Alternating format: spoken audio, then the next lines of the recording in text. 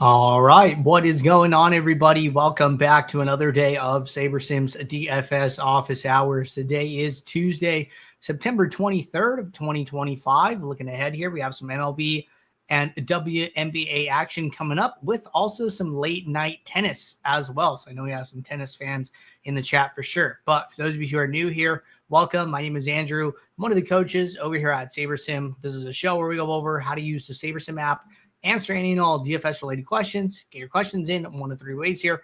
First off, send us an email, support@sabersim.com. Second, post it live in the YouTube chat. Third way, post it in the office hours channel in our Discord server. If you're not in our Discord and want to get access to that channel, there's a link in the description of this video. You also get access to our similar channels, individual sport channels, and you get access to the rest of the SaberSim team. Just can't say enough good things about the Discord. But with that said, we do this show Monday through Friday, 4 p.m. Eastern, and then we do the show on Saturdays at 12:30 p.m. Eastern. So tune in any one of those days to get your questions answered. All right. With that said, let's get SaberSim pulled up. Do have a number of questions in the queue for today, so we will start there and then kind of see where it takes us. So first question today, just working top down. I'm noticing a lot of the time the optimal showdown lineups are actually -10 to -40% ROI. I've gotten so confused about what metric do I use to rank lineups. Have not had good luck with the diversifier. Good question. Why don't we go and just look at some lineups from yesterday? I think that's a good place to start here. So we go back to yesterday.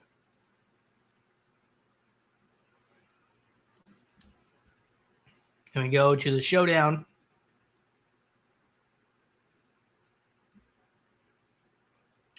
All right, so let's go look at just flagship contests last night.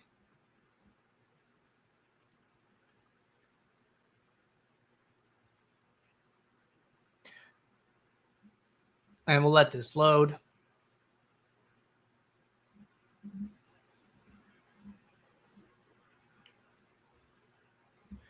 All right, so I think, one thing to keep in mind, one thing that I find important to mention is that, it is really hard to build, almost impossible, but I can be wrong,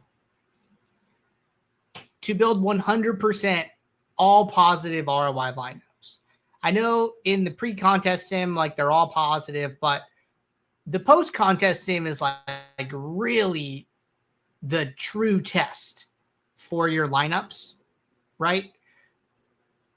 I have found that it is better to look at a user level sim ROI rather than look at every lineup individually, right?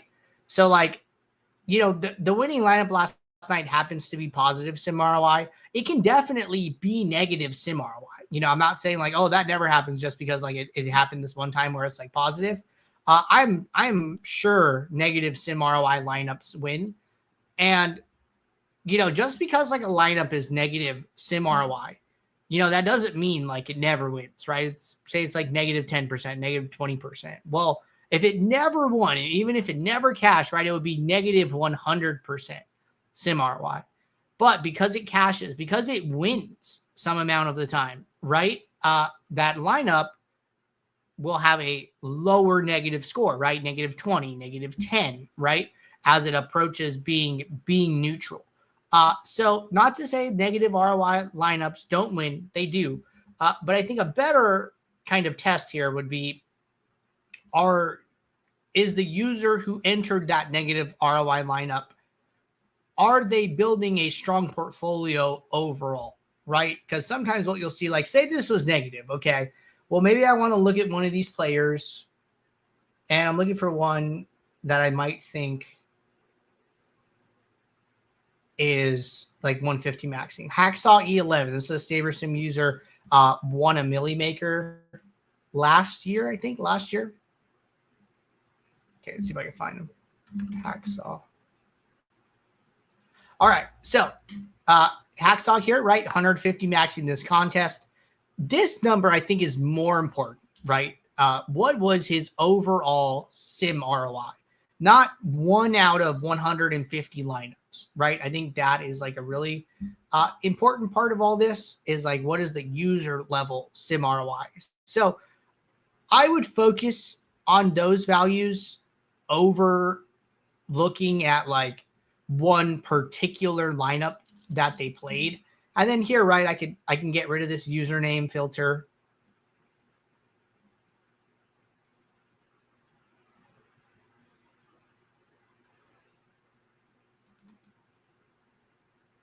If I can, not sure here. All right, there we go. All right, let's get rid of the username filter. And, you know, he entered 150 lineups, right? Okay, well, let's look at people who 150 max this. And then let's sort by sim ROI. And, you know, he was around like 27%, right? Not a terrible number to be at. Could be a little bit higher, right? Like we look at some of the characteristics here. Like, okay, dupes are like a little high, 26. You know, some of these other sets, like 9, 8, 15. There are some users who had higher dupes, but notice their sim average scores are a lot higher, right? 95, 96. And his sim average score was like around a 92. So there's always like I always talk about like a scale here, right? You could play lower projection if you have lower dupes. You could play higher dupes if you have a higher projection, right? It's kind of like a kind of like a line, really, right? I was talking to somebody about this. This is what I see, like in flashback all the time. You know, people can tell me I'm wrong, or people can tell me like they disagree, right? But like if we just bring up, and like this is kind of tangent, but I think this is like a good conversation to have. Let's shrink this a little bit. We don't need this much. So from what I could tell, right, sim ROI kind of follows like this trend, where say we're like this. Okay. And then on this side, we have projection. And then down here, we have like dupes. Now, these two things seem to like scale like linearly like this. And I think a good example, right, is right here. I could see it. Views from here and Mr. Wonka Man. Similar sim ROI, right? 22% versus 22.14% sim ROI. But they played very different styles. Wonka Man played average dupes 3, 40 uniques, 89 sim average score, just rounding. Views played 23 average dupes, only 7 uniques, and a 92.5 sim average score, right? So you can play this, like what I mean. You can play lower projected lineups, right? Just bringing this back.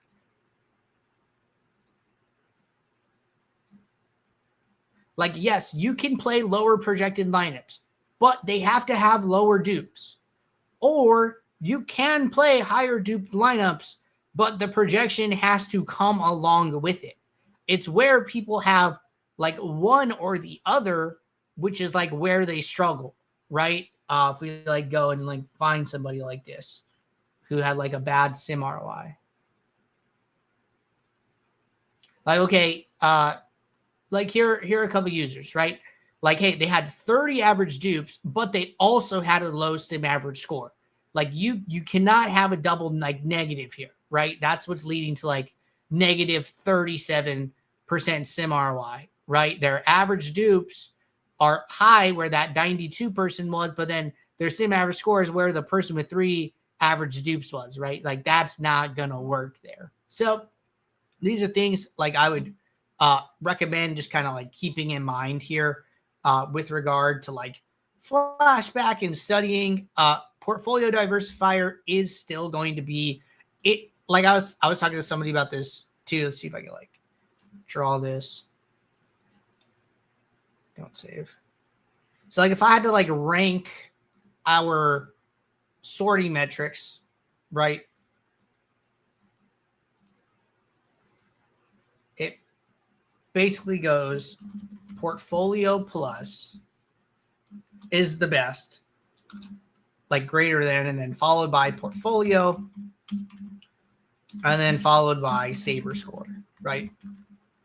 Like SaberScore was the primary sorting metric on starter, but then like through like the portfolio like project, we realized like, hey, you know, we can build something for starter users that is better than SaberScore while still providing more value with the like portfolio plus to like our ultimate users, right? So this is like how I would grade it. I still think portfolio or portfolio plus are your best options.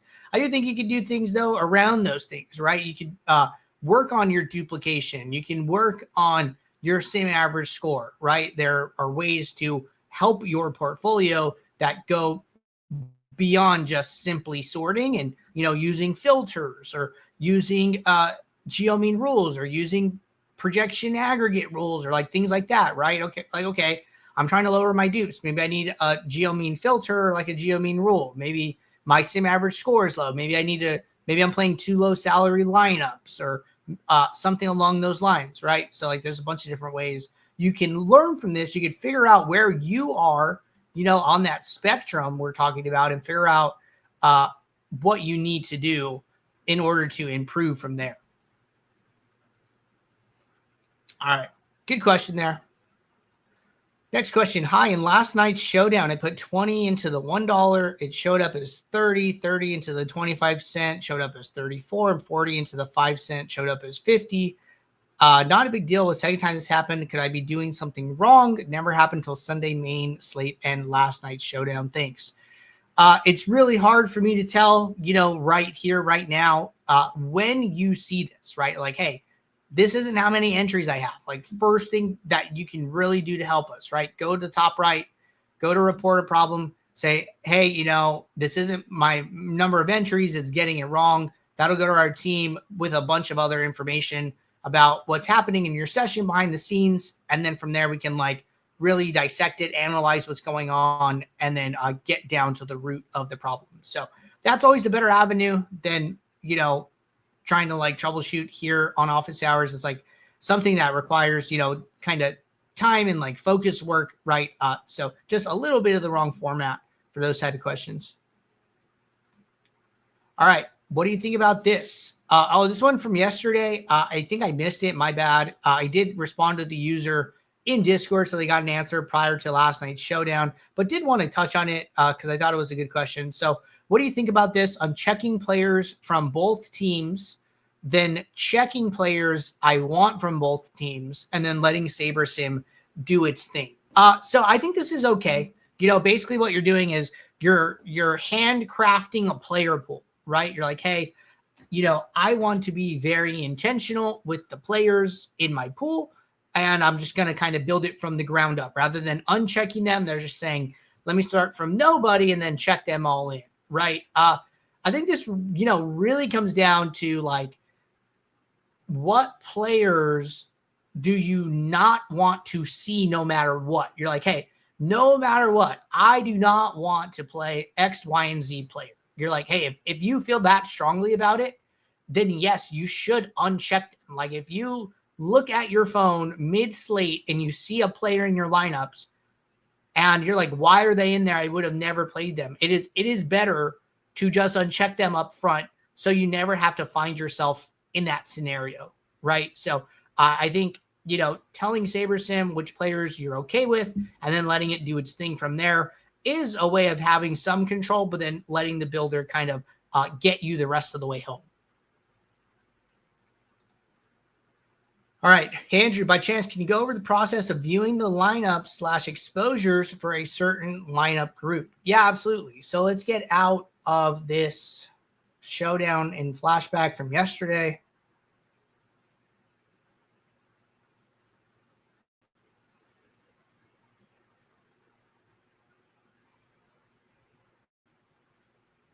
And looks like we're going to go to today's MLB slate.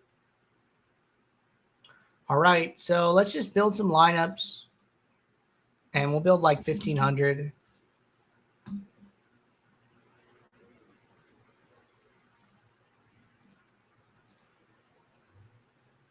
Cool. Let's let this build run.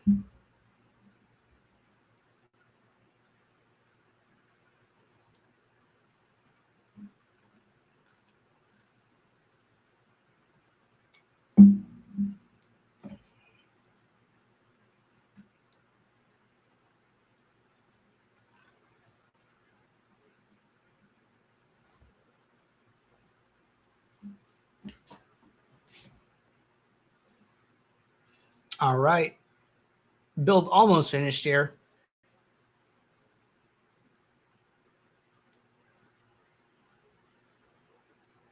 Okay, so in order to do this example correctly, we're going to need two groups, right? So let's say I'm playing, a 150 max, and then let's say I'm also playing like a 20 max, right?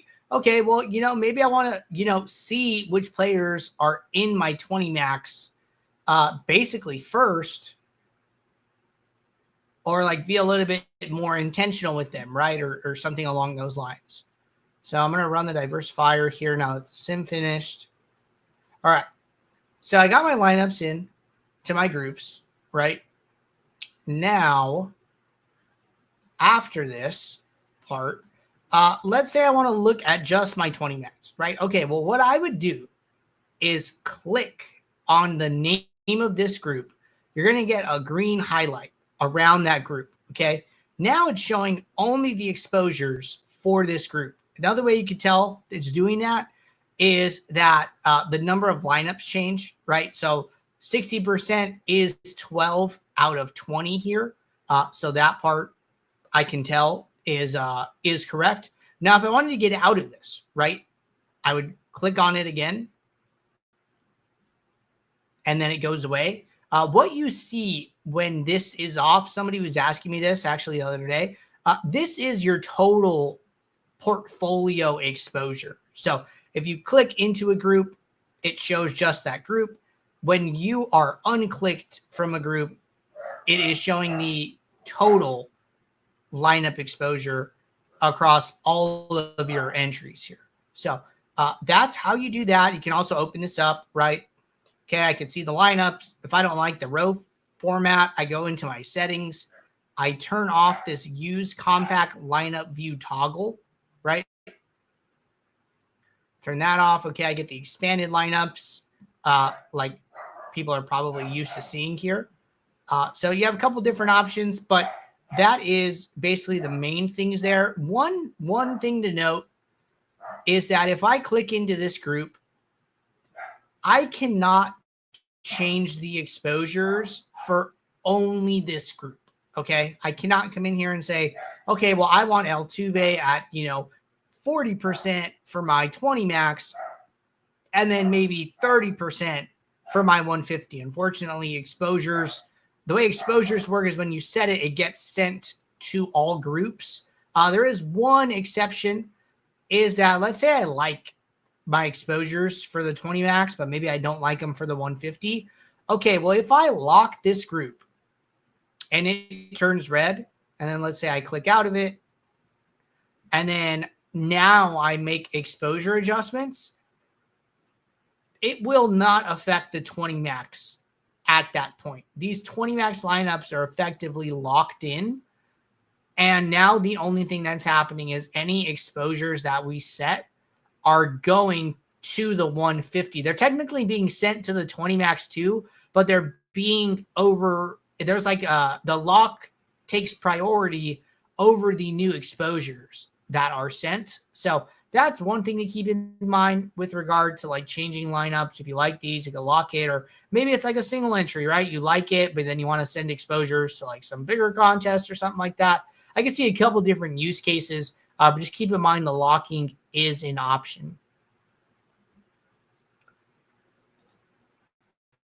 All right, next question. Andrew, on showdowns regarding filtering lineups out by geomean. It's my understanding that you can get away with a geomean being higher on low-owned captains. If that is correct, what is the best way to separate the projected low-owned versus projected high-owned captains so that I can allow different geomeans for each? Okay, so I am not like 100% confident that's true. I don't know for sure. It's not a concept that has been explicitly explained to me. I think like you just take the player at the ownership. I could understand where like the thinking comes from, because maybe it has something to do with like salary or something like that. But I have never heard to treat captains different from other players because it is still one out of your 6 slots, and then they still have an ownership projection. So they just get accounted for as part of the formula. So I would probably recommend against thinking that way. And on like a similar note, I don't think we have any way to do that because we don't think that's a good assumption to make. So I'd be happy to talk about it further and like hear the reasoning behind this and stuff like that, and kind of go from there. I'm definitely, open to changing my thoughts and views here. But as far as I know right now, you cannot say like if captain below 5%, allow for geo mean over 25, and if captain above 10%, above 5%, use geo mean below 5% or geo mean below 25, for instance, right? It sounds like that's kind of the rule that you're looking for. I'm like pretty positive that doesn't exist. The way like our filters and stuff are set up, that would require like some upgrades. But I would be interested in hearing more about that. So feel free to ping me in office hours. All right. Brian said, what should we put our correlation and sim diversity sliders at? Good question. So we put them automatically to the values that test out the best in our back testing. So like if the sliders are at 10.7, but the best sliders were really 10.9, we wouldn't make people ask, what are the best sliders? We like our job is to just put the best sliders for you, right? And skip kind of the Q&A and get right to what you want, right? Which is like having the best sliders. So we do like back testing projects where we figure out which slider settings perform the best on different slate sizes, right? That's why we have 0-10 sliders for showdowns. That's why we have 10-7 sliders for, 10 plus games. That's why we have, 6-8 sliders for 5-game slates, right? It kind of varies. It's all dependent on the slate size. So all of our slider back testing goes around slate sizing. We put them at the best values we believe. If you want to adjust them, that's like totally up to you. The only times I would adjust them is like if you're not seeing stuff you want to see, like, hey, maybe you want higher or like bigger stacks in NFL, right? Maybe SaberSim's building QB +1s with a run back, but you really want like some QB +3s. Like, okay, like that seems like a good reason to increase the correlation slider. Pretty sure NFL sliders are 6-7 by default. Maybe you bump it up to 7, run a build. Maybe you bump it up to 8, run a build, 9, run a build, right?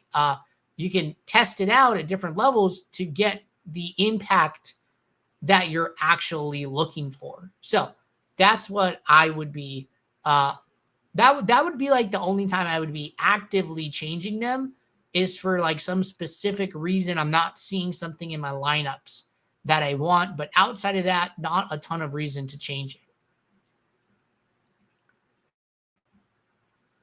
All right.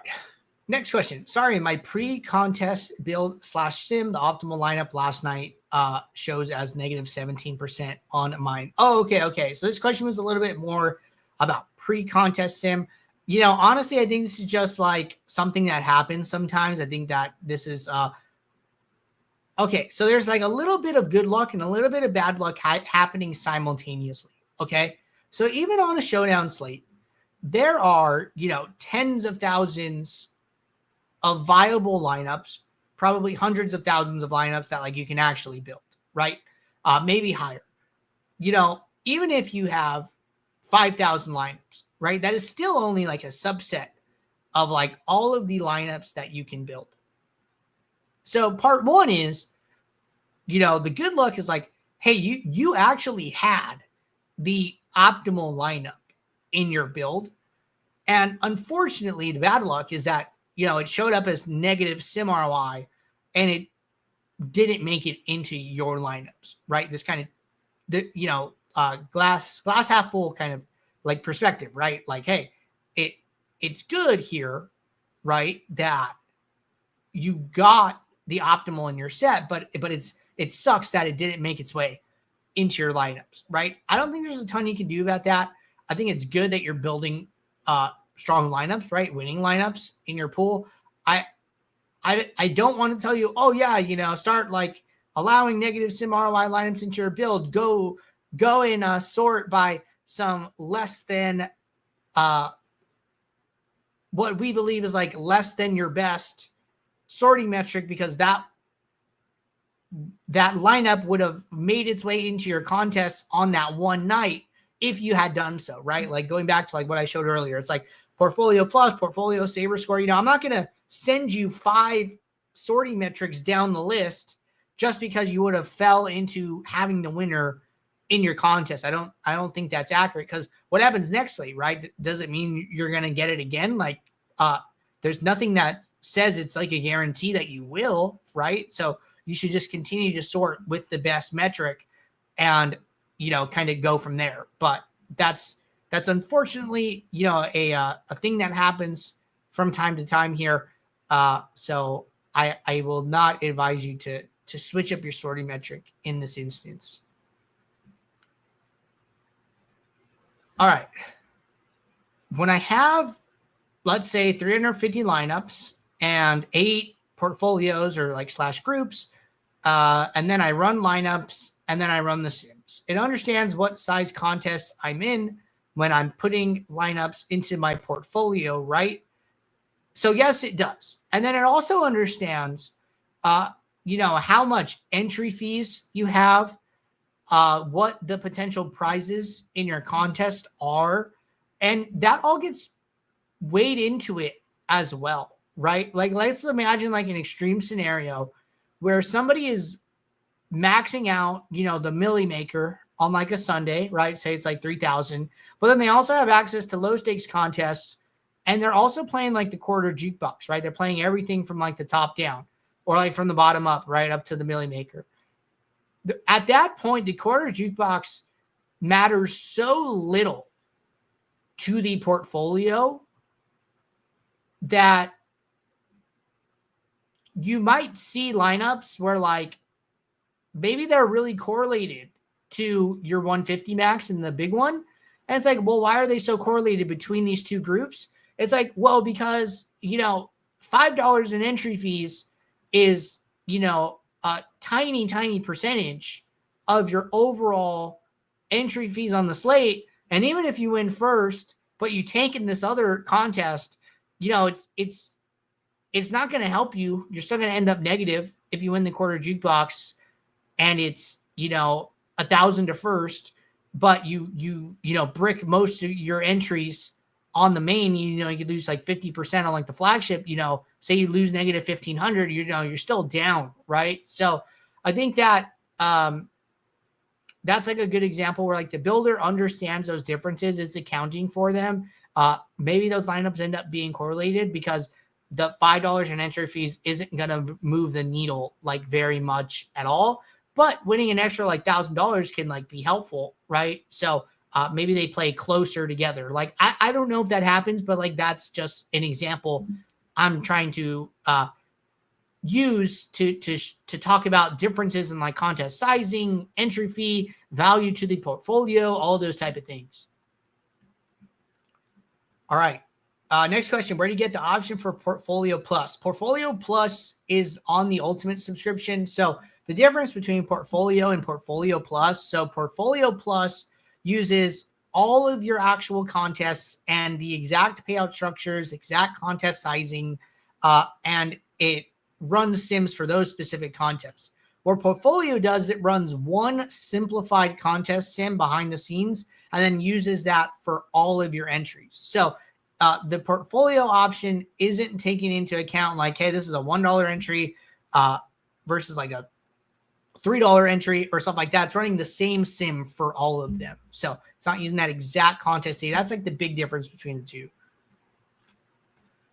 Renegade State, hi, Andrew. Are you still doing the build review show? I don't do it as an actual show anymore, but if you're interested in a build review, you could just email us, support@sabersim.com. Just say, hey, I was hoping to have one of the coaches check out my lineups from, Monday, September 22nd for the NFL Showdown, and then one of our coaches will get back to you with a build review.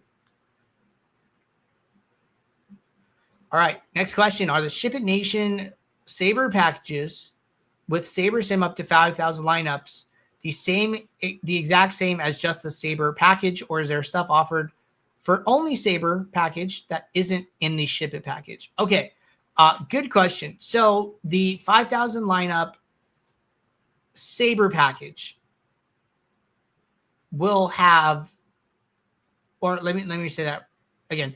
The 5,000 lineup Ship It package will have all the stuff included in the Saber package plus whatever Ship It offers with it. I don't know everything about their product offerings, but I do know that will include what is offered with Saber plus what is offered with Ship It. Now, the only thing that comes to mind between what is not offered with Ship It that you get through Saber directly is you get access to our beta site. So like any new things that we're testing, new features, new tools, those always get tested by our ultimate users first before going like product wide. And that could be, potentially months of testing. So you don't get those early access features because those don't go to partners. Those only go to SaberSim subscribers. That's the only thing I can think of kind of off the top of my head. And then before we move on to Daryl's question here, we'll just keep finishing this one. So how much is the difference in the package to get Portfolio Plus? Depends where you're looking. I don't know like what Ship It offers it for. I know you asked about Ship It, so you'd have to check out their pricing page. The SaberSim pricing page is $297 for Ultimate and $97 for Starter, where you have Portfolio. So anytime you want to check it out, just go to pull it up.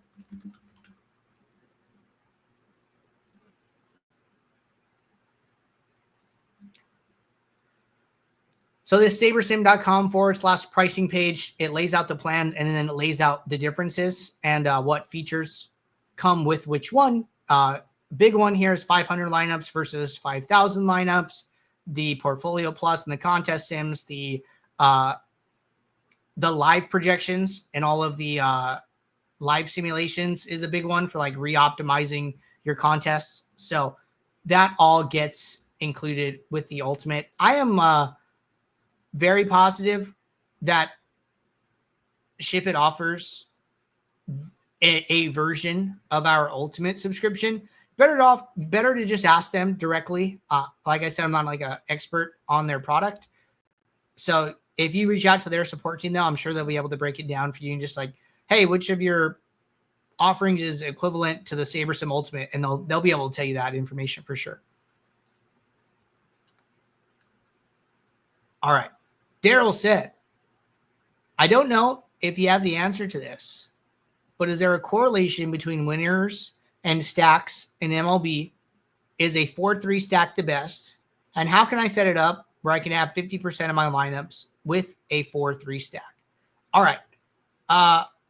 Really quickly, Brian said, okay, they have a 320 a month. So I do have it.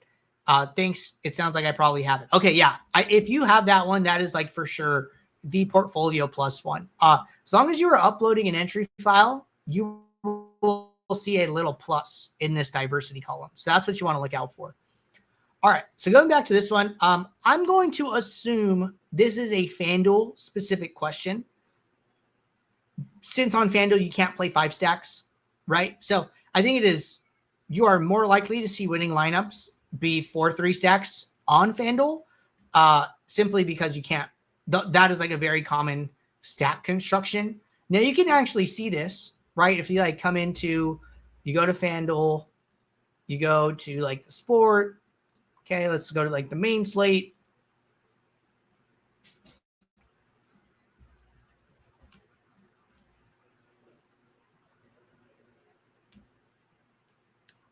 So let's say I want to go and look at like the field lineups to see like what kind of constructions are like coming up the most, right? Okay, I go and open, say like the flagship MME bucket.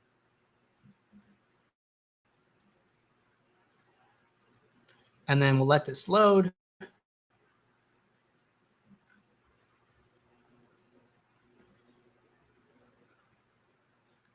So what I'm doing right now, right, is I'm looking at the lineups that our team is expecting the field to play, right? And I can go and I can look at what kind of lineups, stack-wise, we expect them to play. So it looks like we're expecting 4-4s to be the most popular at about 40% of lineups, 4-3s at 27%, 4-2s at 13%. Okay, so really hammering the 4 stacks, which makes a lot of sense to me. Now, let's say I wanted to come in and force 4-3 stacks, right? Let's say I like 4-3 stacks. I want to play more of them. The easiest way to do that is to open up your build, go to the stack exposures, and then you can set a minimum exposure to a certain type of stack. So I come in, I go to 4-3s, I set a 50% minimum to them. Now when I build lineups, this is going to be an input that SaberSim honors when we are generating the lineups. We're like, hey, I want to hit this number for this lineup construction, and it will do that for you. So I don't actually have like historical data on like if these are like the best, if these contests win the most often. I don't even think you could do this for FanDuel because FanDuel, the reason we don't offer flashback for FanDuel is because FanDuel doesn't allow you to download their post-contest data the same way DraftKings does. Like you could actually solve like what stacks win the most for DraftKings if like you could process all the data. But on FanDuel, you're guessing a little bit more just because they don't give you access to the same info. But this is how you would do that if you have some type of intuition that, hey, 4-3s are the best stack to play. All right, next question. I have a question. I'm new to SaberSim. Welcome. I was wondering how the portfolio diversifier chooses certain lineups. For example, I was playing in a small contest, but also played in the Millie Maker last Sunday, picked my best lineup in the small contest, but not the Millie Maker. Is there a way to control this? So this unfortunately happens, right? If we knew like what lineups were actually going to score the highest, we would want to put them in like your best lineup or your most expensive contest or highest top prize contest, right? Unfortunately, we can estimate as close as we can, but we can't always know exactly what's going to happen. If things like this bother you, right, there's a couple different things you could do. Like one of them is simply not play the smaller contest, right? Like, hey, if having a higher score in a smaller contest is going to just like drive you up the wall, then you probably shouldn't play that smaller contest so you never like find yourself in that scenario, right? Another thing that you can do is turn on this avoid duplicates across lineups toggle. This will make sure that if a lineup is used in one group, that it can be used in another group, right? So like, I wouldn't expect this, but like, let's say that, for some reason you have 2 groups, right? And like, maybe you put like 20 lineups in like the smaller contest and like 10 lineups in like the Millie. Well, if these get filled top down, right? So if this top one took that lineup before it could get to the Millie, which was under it, well, then it's not going to be allowed to be used in that contest. So what you can do, right, you can turn this off. That way, if the lineup was used once and then it grades out well for the other contest, it can also be put into that one as well. Another consideration, you could consider playing the same lineups across both contests, right? So maybe instead of 2 groups, I put both contests in one group, and then I play a certain number of lineups. So like if I had a 20 max and a 10 max, if I put them in one group, it would change to 30, right? But maybe I want to play 20 lineups total. Okay, then I change this to 20, 10 overlap, and at least I know that I'm playing a smaller set and there's going to be overlap between the two. Follow up. If I didn't play that contest, would it have chosen it in the Millie Maker, or is that fairly random? I'd say it's fairly random. I don't think that if you didn't play it, it would have picked it versus like didn't pick it. I think that's just a little unlucky. All right. Really quickly, while we're on the MLB, before we go back to NFL, I have 450 lineups today in MLB. Do you recommend me keeping the duplicate toggle off or on? Good question here. So I'll say this. If you're on starter and you're using portfolio, I would keep it on. If you are on ultimate and using portfolio plus, I think it's okay to keep it on. What I would do is I would turn it off. Now, the reason I would do that is because effectively every contest that you sim is a different sorting metric, right? Because you're portfolio plus, because you have you have all of your sims are going to run individually for all of your contests, right? Each ROI for each contest is a different sorting metric. You might have one lineup that grades out positive in one contest, negative in another, right? If I so happen to have a lineup that grades out well in two different sims, well, me personally, I'm okay playing it in both because it graded out well in those individual sims, right? It's not using one metric and applying it to three contests. It's using three metrics, and then it just so happened to grade out well in two and use it twice, right? For me, that's okay. So I like to leave it off when I'm using Portfolio Plus, but some people like to leave it on. It's okay either way, but that's just my preference. All right, next question. Can you show where the geo mean is located for NFL Showdown? Yes, good question. Let's go back to yesterday.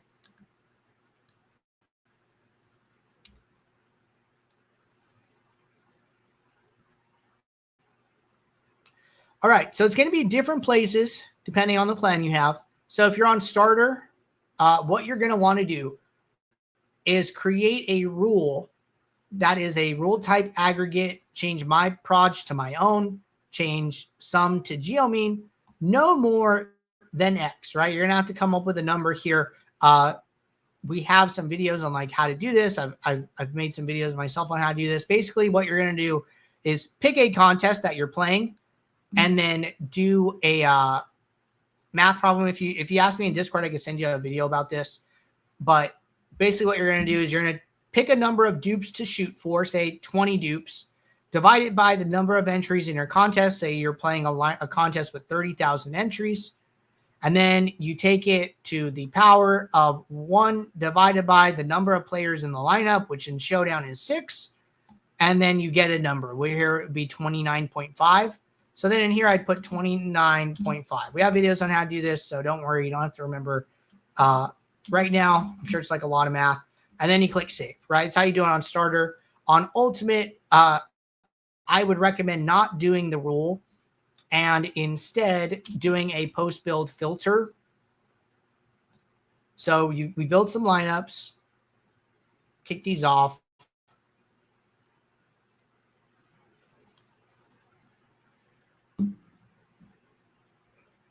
This is a good question we can answer while these build.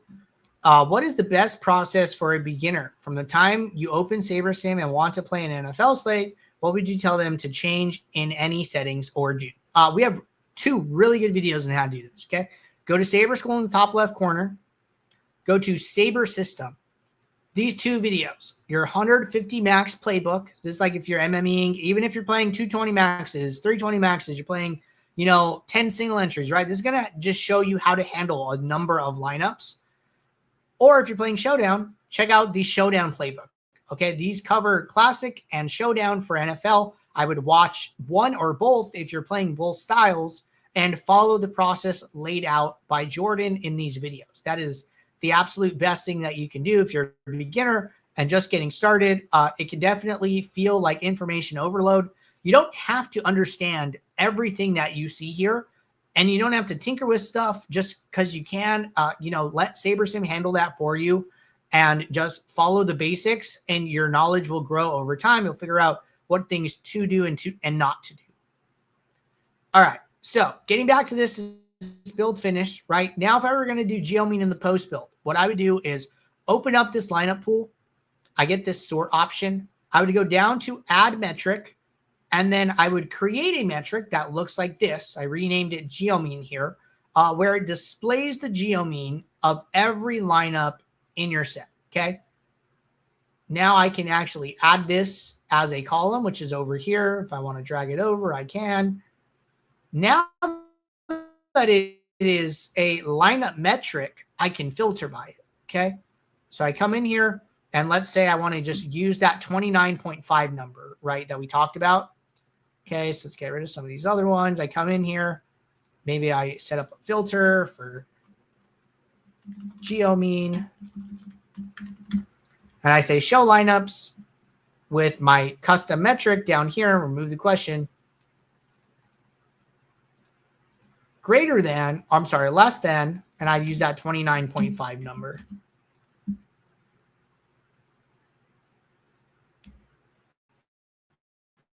So this happened not to trash any lineups, which is okay, right? I can lower it and say, okay, well, what about 25? You know, I tried a smaller number. Okay, what if we try a smaller number?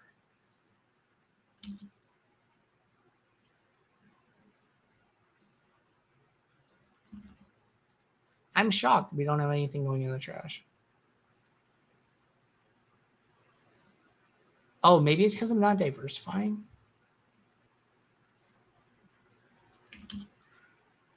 Okay, so it took a very, very low geomean here, but we finally got some lineups in the trash. You basically keep lowering it until you get some lineups in the trash here, but at least we know like the filter is working here. So that's how you set it up. Before we jump to the next question here, here's a good one. What does geomean even mean? Good question. So geomean is a form of product ownership. So like there's two types of ownership. There's sum ownership and product ownership. Sum ownership, you're like adding the sums together, right? So what I'm doing here, and I'll just pull it out so we can see the expanded view.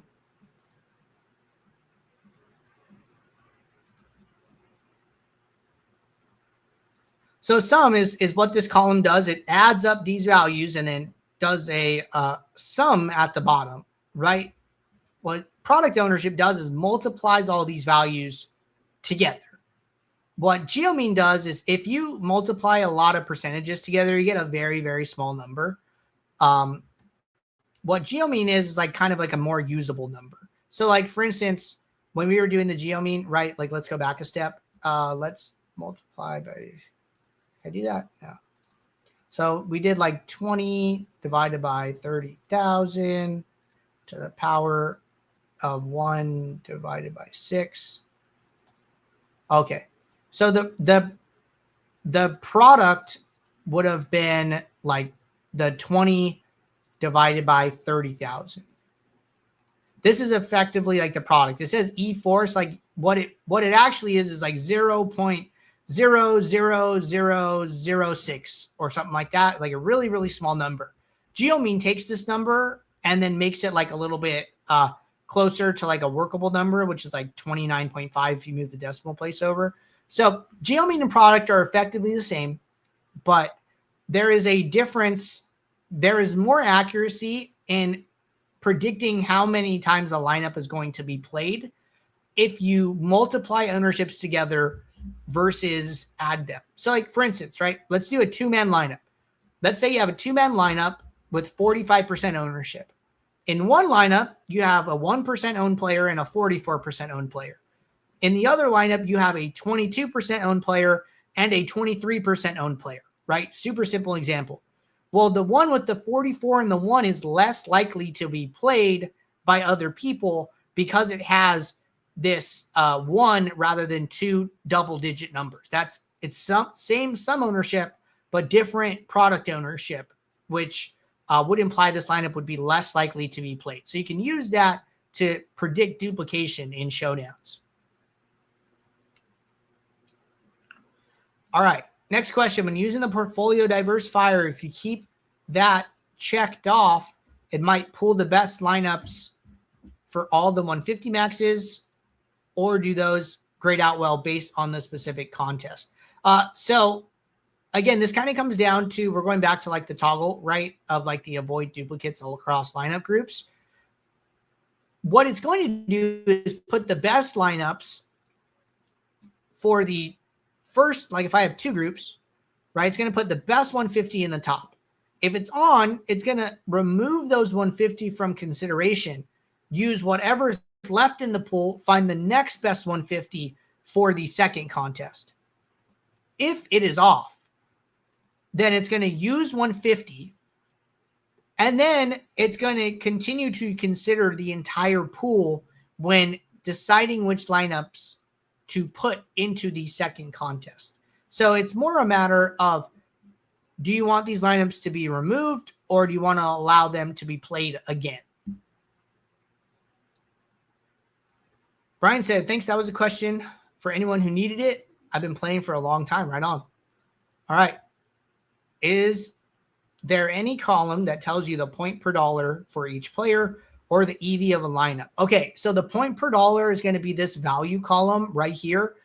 This is my projection divided by salary times 1,000. Like when you build in optimizer mode and you're trying to pack as many projected points into a lineup, it is optimizing based on the player's value, like how much salary you're going to use for the points that you're going to get on the other side.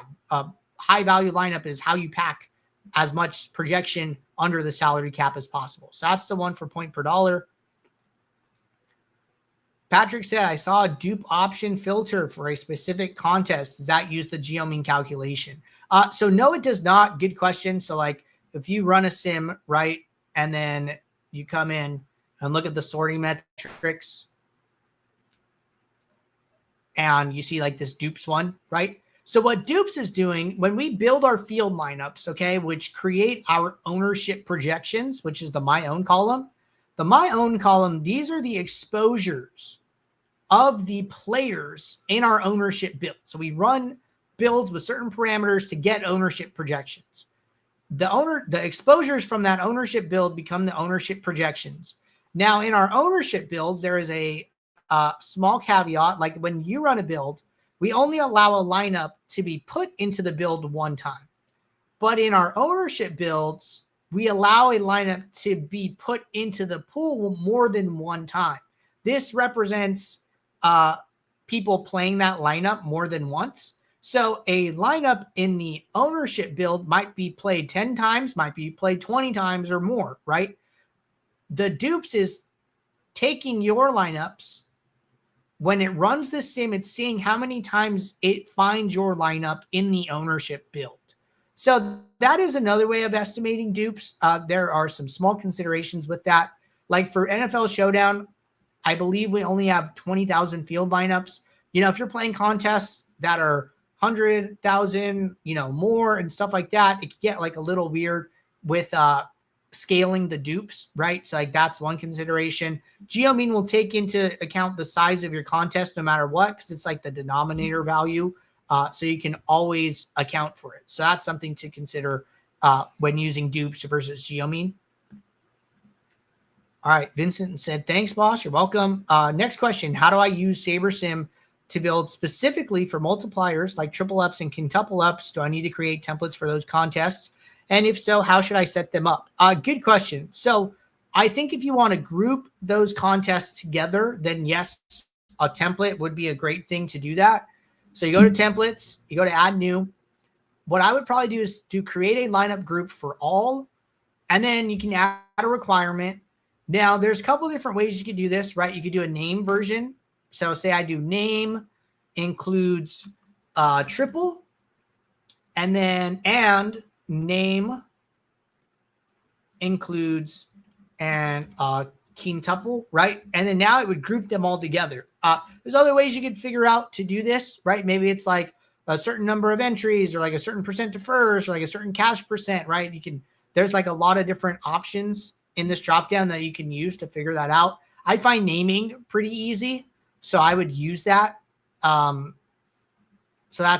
that's probably the best way to group them together.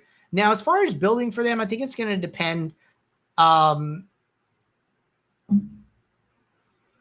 I would probably still use sim mode for like quintuple ups. Triple ups are like a little weird because they're like a little in between. You could try lower sliders, you know, just like chop the sliders in half. It was 6-7. I dropped it to 3-3. You could do 3-4, right? You're going to need less upside in those contests, but you're still going to need more than a double up. So that's where it gets kind of weird. So I would probably experiment with like half sliders and a specific template for those contests for that type. that would be my best advice there. All right. Patrick said, can you filter the specific group of lineups using geomean? You can do it using multiple geomeans. So let's say this contest, I want to use a geomean of 25. Okay. So then I would do a filter and I would say geomean 25, right? And I would set it up. Geomean less than 25, save. And then it says geomean 25. And then I go to the next one. And then I go down here. And then I go geomean, maybe 22, right? So then I would just have to have different filters. Geomean less than 22, save. So then now I've done 25 in one, 22 in another. So it'd just be a matter of setting up multiple filters. Patrick said, I don't see the geomean drop down on mine. I created it manually. If you missed it, go back a little bit. But basically, if you're on Ultimate, you can come into the lineup group drop down, create a custom metric and down here, and then write one that looks like this. If you're on Starter, you could do a rule, which we covered as well, and how to do it. So you go to rule type aggregate, my own, geomean no more than X, right? So we kind of walk through those, but you have to create it first in order to filter by it is like the big thing there. All right. Nice long show today. Appreciate you guys tuning in. Ton of questions today. A lot of good questions. As always, I will be back tomorrow, 4 p.m. Eastern for our next show. So until then, everybody, take care. Good luck. Thanks.